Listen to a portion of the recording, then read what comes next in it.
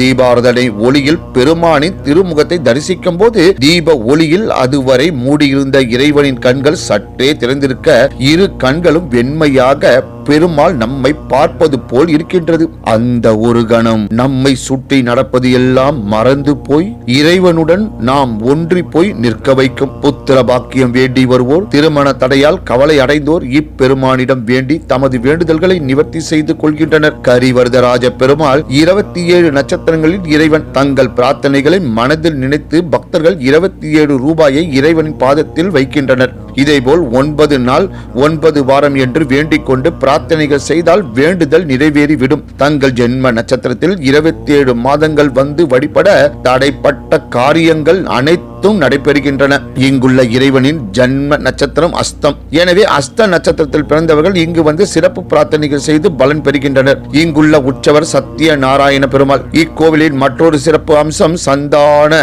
கோபாலகிருஷ்ண விக்கிரகம். குழந்தை பேர் இல்லாதவர்கள் இக்கோவிலுக்கு வந்து சந்தான கோபாலகிருஷ்ணனை மடியில் ஏந்தி சீராட்டி மகிழ்ந்தால் விரைவில் வீட்டில் மழலை செல்வம் தவழ்வது நிச்சயம். இங்கு பூமியில் கண்டெடுக்கப்பட்ட வராக ஆஞ்சநேயர் குடி மரத்தின் அருகில் தனித்த சந்நிதியில் பிரசிட்டை செய்யப்பட்டுள்ளார். இங்கு உற்சவர் சத்திய நாராயணர் தனது இடது கையில் கதையுடன் சத்திய நாராயணனாக காட்சியளிப்பதால் இங்கு ஒவ்வொரு பௌர்ணமி அன்றும் சத்திய நாராயணன் பூஜை சிறப்பாக நடைபெறும். மேலும் இக்கோவிலில் செவ்வாய்க்கிழமை தோறும் காலை 11 மணிக்கு கூட்டு பிரார்த்தனை நடைபெறும். பக்தர்கள் தங்கள் வேண்டுதல்களை நேரிலோ அல்லது கடிதம் மூலமாக அனுப்பி வைத்தால் அதனை பெருமாளின் திருவடியில் வைத்து சேவித்து கூட்டு பிரார்த்தனை நடத்தப்படுகின்றது.